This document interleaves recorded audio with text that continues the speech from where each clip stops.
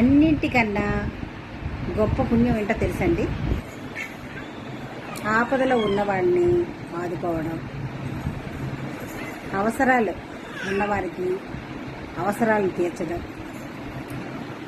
మాట సహాయం ఇవ్వచ్చు, ధన సహాయం అవ్వచ్చు, అన్నదానం అవ్వచ్చు.